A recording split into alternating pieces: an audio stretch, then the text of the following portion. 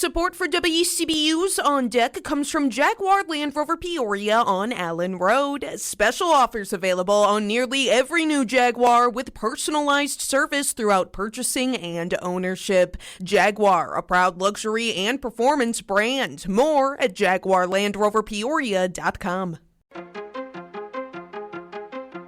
The return of a music festival is bringing Bach back to Peoria. That's just one of the things you'll want to hear about to start your day for Friday, May 24th. I'm Colin Shope, and this is WCBU's On Deck.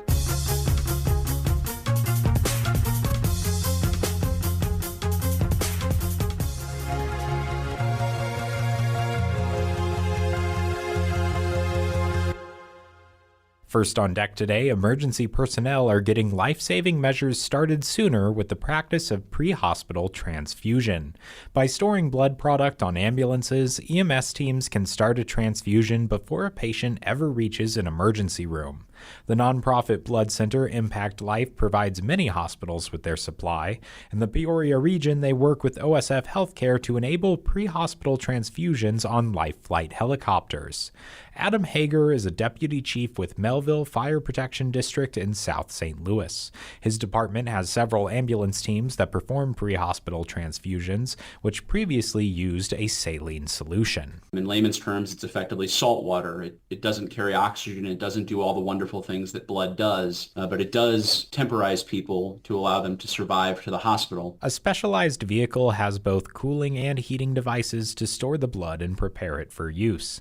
They carry separated red blood cells and liquid plasma. We use component therapy. We deliver those in a 1-to-1 ratio for patients that require blood. That practice is consistent with the majority of the trauma centers in the region. Hager says pre-transfusion leads to better outcomes, shorter hospital stays, and more efficient use of the limited supply of blood.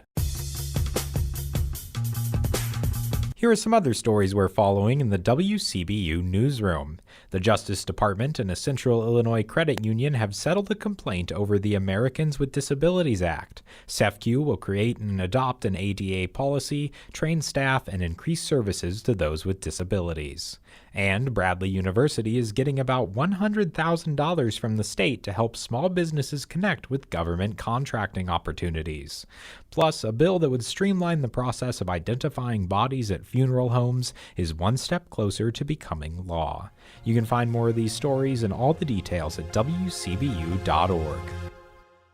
A music festival celebrating 300 years of Bach in Leipzig returns to Peoria.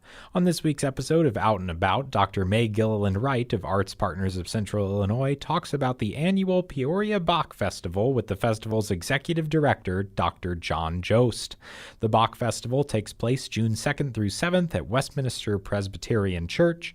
For more information, you can head to the PeoriaBachFestival.org. So let's start by talking a little bit about Bach, who happens to be my favorite composer. I love his incredible attention to detail. What do you think sets him apart from other well-known classical composers? Why do we have this whole festival dedicated to him? Well, for one thing, he wrote a lot of music, which was typical of composers of his era, but a lot of them were sort of formulaic. I mean, they had a kind of a pattern that they kept to, and he just seemed to have no end to originality. But he seldom wrote anything that was not so well planned out. And you almost get the impression that he did it effortlessly. In fact, on his deathbed, he called for someone to play one of his chorale arrangements on a harpsichord, and he changed a note. I did not know about this. He wanted it to be perfect.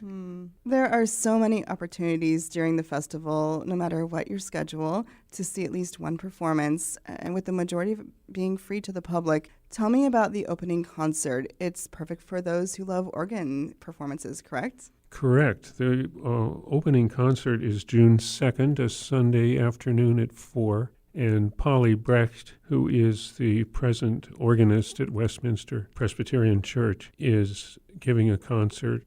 In addition to music, there will also be a lecture by the festival's co-founder, Dr. Martin Dickey. What will he be talking about? It's a little esoteric. It's the 300th anniversary of the year that Bach wrote all of his cantatas as chorale cantatas. He took the chorale, which essentially is a hymn popularized by Martin Luther, whose one of his claims to fame is that he kind of brought music back to the congregation. So the chorale cantata is taking the melody of the chorale and the verses and kind of casting it in a different form. And Bach did a whole year of those exactly 300 years ago. It was 1724-25. Now, unfortunately, we can't talk about all of the amazing performances packed into this 1 week, but I wanted you to tell us about the Thursday, June 6th concert, which features Baroque period instruments. What can we expect to hear?